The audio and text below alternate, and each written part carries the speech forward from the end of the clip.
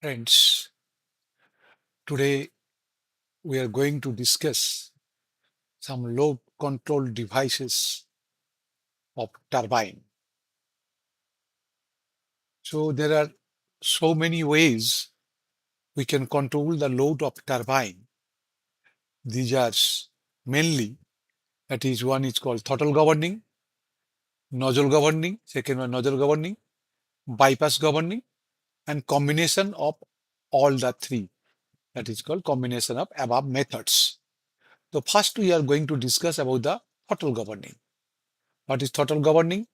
This is your turbine, and this turbine is directly mounted with the governor. This is the governor. This is the governor through a gear. So suppose the load of the turbine is reduced. So what will happen? The speed will increase. When the speed will increase, the flyover will try to move up. When the flyover will move up, this is called pilot valve. This pilot valve will move upwards. This is relay cylinder, servo motor. This is the pilot valve. Pilot valve will move up, and there is a pump where oil is coming, high pressure oil is coming. So when it is going upwards, what will happen? Now this port, this you see the initially it was when it is running to constant RPM, this is closing, both the port are closed. But when it is upward, this port will open and this port will come will be closed. So some oil will go to the upper side of the piston servo motor. When upper side of the piston motor it will go, and rear side of the oil is certainly this is value upward, so it is going to drain. So what will happen? The this pressure is more, so it will the pilot piston will servo motor will come down, and come down means the valve is going to close. So the valve is going to close. Suppose this your load has decreased, load has increased, turbine load is increased. What will happen? The RPM will come down, and when the RPM will come down, what will happen? The flywheel will be in the downward condition. When five flywheel will downward condition, what will happen? What this will come down. When this will come down, no oil will go to the upper side. Rather, upper side oil will go to the drain, and lower side oil will follow above the beneath the piston, and it will move the piston upward. That means your valve is going to open. So when load is increased, RPM will come down. You need to open the valve. This with the governing system we can see the valve is opening, and when the load is down, your speed is increased. You need to close down the valve, and with the governor we can close down the valve. This type of it is called hydro-mechanical governing system. Next is nozzle control governing system. When the nozzle control governing system is the first one, it is the steam is coming to this chamber. This is called chamber, and there is a throttle valve. You see valve one. This is one valve two. This one is valve three. This is valve one, valve two, valve three. When steam will come and you further open this valve, then what will happen? Now through this valve will go to the bottom portion of the nozzle. This is the in-one nozzle, bottom portion of the turbine wheel nozzles. Then when the valve is full open, then another valve will start opening. That is V2. That one is V2. When V2 will come open, then this steam will go inside it, and this is the nozzle chamber. This nozzles will come in contact with the steam, and through this nozzle, steam will flow to the turbine blades. And then further load is increased, then these two are fully open. This valve is fully open, this valve is fully open. Then third, this one is going to open this valve, and when the steam will go to this side, it will come to the next chamber. That means this is called the N3 chamber, N3 nozzles. So all the nozzles to the periphery of the turbine will fully opened. This is one type. Then second one is B type. You see this one is B type. When steam is coming, valve is open. So from this steam will come to this chamber. Second valve is open, then steam will come to these nozzles. Third valve open, this is these nozzles, and fourth valve open, this will come to these nozzles. So this is here the nozzles are mounted on the top portion of the turbine, not the full portion turbine, because this depends upon the load and the nozzle size. So the only top portion is sufficient to take the full load. Similarly, fourth one is C type, you see that it is also nozzle type. From here, the throttling will take place. First you see this nozzle will come in contact. When the steam will enter, this valve will open. Now steam will come to these nozzles. Then V2, then these nozzles, then V3, these nozzles, and then V4, these nozzles. So this is the nozzles, and V1, Vn is the nozzles, and V is the valve. This is called the nozzle control governing. Depending upon the load, the segment of nozzle will come in steam will pass the segments of nozzles as per the loads. So it is a full nozzle throughout the turbine. Here it is also partial. Here it is also partial. Here pressure loss will be less because the valve is open, so slightly less pressure. Here pressure drop will be there because this valve will open. When valve will going to open, there will be throttling losses. Minor throttling losses will be there. Now, what is throttling loss? Now, throttling loss means throttling loss occur when steam pressure is reduced by partially closing the valve, governing valve, before entering the turbine. Before entering the turbine, valve is going to partially closing. We are closing the partial valve. That means there will be a throttling loss in the casing, not in the turbine. So why it is happened? The valve restricted steam flow, pressure will drop. This pressure drop happen without producing useful work. This pressure drop happen only in the valve, not in the turbines. So there is no work done taking place. The energy is lost because steam expand through the valve. Energy is lost because steam expand through the valve, not in the turbine. Energy lost because the steam expand through the valve, not in the turbine blades. So reduce the turbine efficiency. With the water pressure we are losing due to throttling of the valve. This is not doing any work.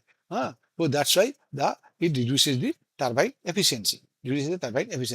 Now, what in the nozzle control governing, we are losing some partial admission loss. What is the partial admission loss? The partial admission loss occurs when steam is admitted only to the part of the turbine circumference instead of full.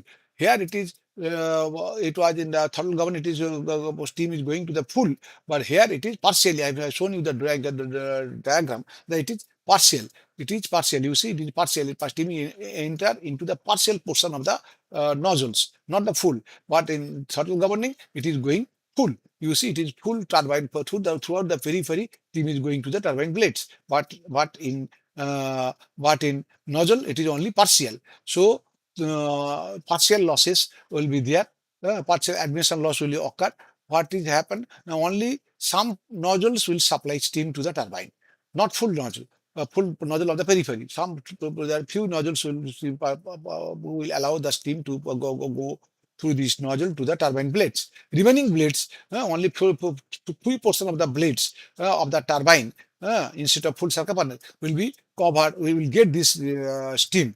The rest of the blades will simply rotating. So blade keep moving even where no steam is acting, because only one portion steam is acting, no other portion steam is acting. So it is causing losses. Type of losses involved due to these partial admission losses. What are the losses? Now this is called partial admission losses. What is the losses? The windage losses. Windage losses means the power loss due to air resistance against the rotation of mechanical part of the rotor, because the rest of the part was air was there. So due to friction, some friction losses will be there.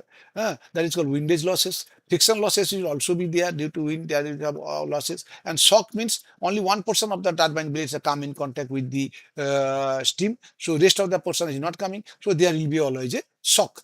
So these are the that three combined together is called partial admission losses.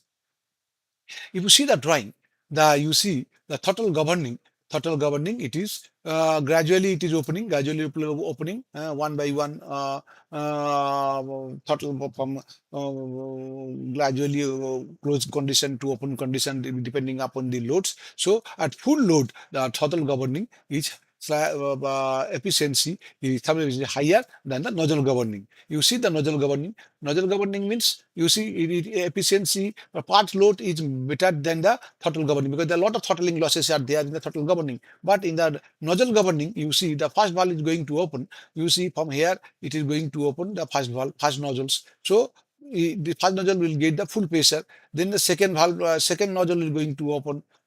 Then this will give the steam the second nozzle, second chambers, segments of nozzle. Then third valve will going to open. This will going to give the steam to the third chambers, and finally third final chamber, and then it will remain constant. But if you see hmm, at full load, hmm, full load condition, this is the full load condition. The pressure is here.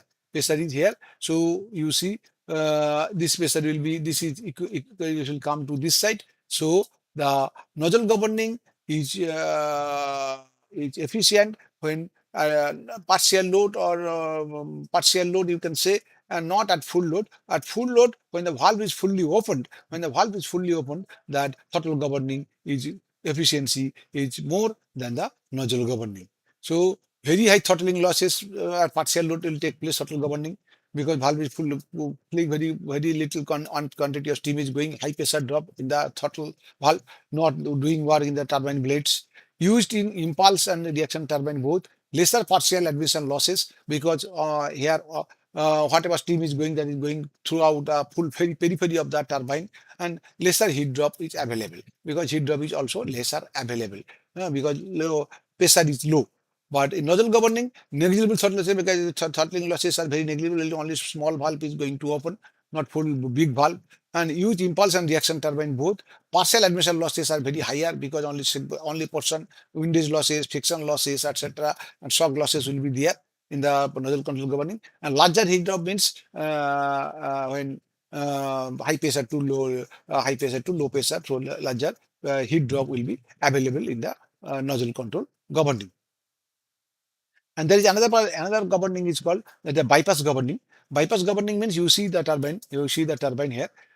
Main steam turbine is this valve will close, so full steam will go to this side. And if you want more load, then you further open this valve, and then another so some steam will go to the lower side, and then this will do the useful work, and then that is called bypass governing. Here full load full steam will go to this, and then partial of the load, partial of the steam will go to the at higher load. You can open this valve, and it will, some steam will go to the latter stage of the turbine. Bypass is called bypass governing. And we can say, I have told you that there are a combination of above methods: bypass governing, nozzle governing. If we include, you can include both. Both. Then there are some terms in the governing system.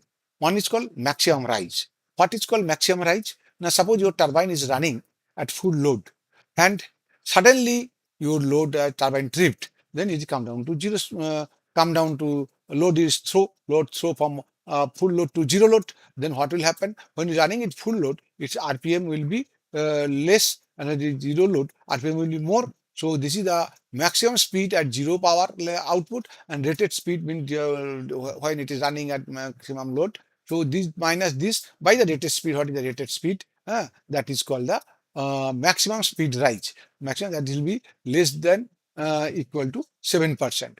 Speed variation means you have set it RPM in the governor, and per turbine is very difficult to run at that particular 5,000, not possible. Sometimes it run 5,000, sometimes it run 5,010, sometimes it run 4,990. So this is the variation, the change in RPM above the set speed plus change in RPM below the set speed divided by 2 into divided by RPM. That is called the speed variation. That should be less than equal to 0.25 of rated speed. And speed regulation means when we are running the turbine at full load, and then gradually we are taking the load to zero.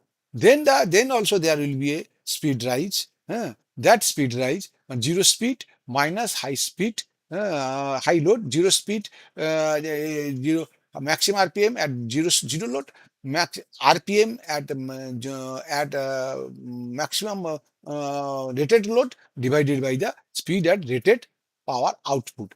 That should be equal to 0.5% of the rated speed. That should be equal to 0.5. But here gradually we are reducing the load from maximum to zero. So these are the three categories with which we are governing system we are defining. That for NEMA National Electrical Manufacturing Association, they are classified the governor A, B, C, D type. And the maximum speed I have told you the definition that will for A type governor it is 10%. Maximum speed variation when set pressure up and down, set RPM up and down, that is 0.75%. And maximum speed rise. Maximum speed rise means from zero to maximum, zero load to maximum load to zero load, it is 13% increase will be, RPM increase will be there. Then B type governor, or it is only 6 type speed, maximum speed rise, regulation, maximum speed regulation, and it is gradually reducing the load from G maximum to auto, and then maximum speed rise will be speed variation will be 5%, and maximum speed rise will be 7%. Like this, C type is also maximum speed rise regulation is 4%, make the minimum maximum speed variation is only 0.25%, and maximum speed rise is from zero to maximum load to zero sudden, that's 7%. And D type governor, here you see the speed rise from maximum to zero when gradually reducing, it only 0.5% speed rise will be there, and then maximum speed variation will be only 0.25%, and maximum speed rise will be 7%. So D type governor is a more stable and variation is very less, and A type is governor is not so good when the variation is much more. The next is, I think, regarding the governing types, load control governor, and NEMA classifications. I have told you clearly. If you have any doubt, you can ask me through my mobile number, through my email ID, and so you know the advantage of nozzle governing, advantage and disadvantage of nozzle governing, advantage of throttle governing, disadvantage of throttle governing, bypass governing, etc. So you may, if you have, so I think if you go through these slides, your concept will be totally clear regarding the governing system, types of governor used in the industry for load control.